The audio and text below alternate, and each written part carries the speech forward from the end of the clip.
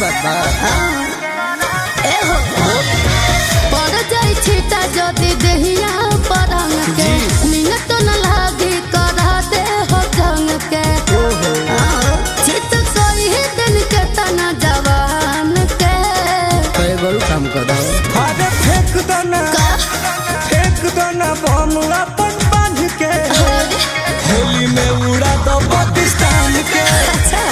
फेंक दो ना बम अपन बांध के होली में उड़ा दो पाकिस्तान के। देश के टेंशन खत्म हो जाएगी। आप पागल बन बड़ता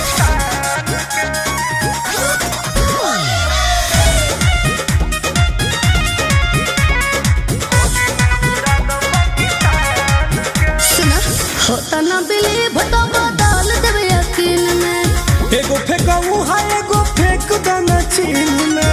एक बड़े जान सुन होता ना बिलीव तो बदल देवे यकीन में एगो फेंकऊ है एगो फेंक दो ना चीन में।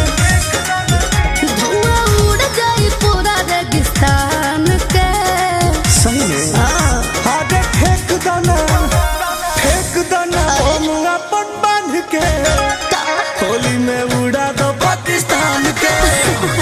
फेंक दो ना बम अपन बांध के होली में उड़ा दो पाकिस्तान के। अरे जब ऐसा थोड़ा तो सब लड़ जा सब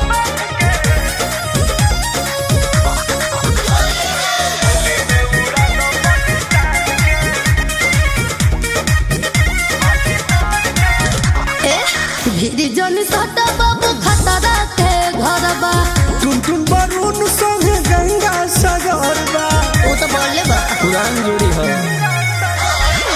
भीड़ जन सटा बाबू खतरा के घरबा टुन नंदन संगे गंगा सागरबा। बुझल सब जतन लागे डर लख तहरा तो जान के कबो ना हो अरे फेंक दो ना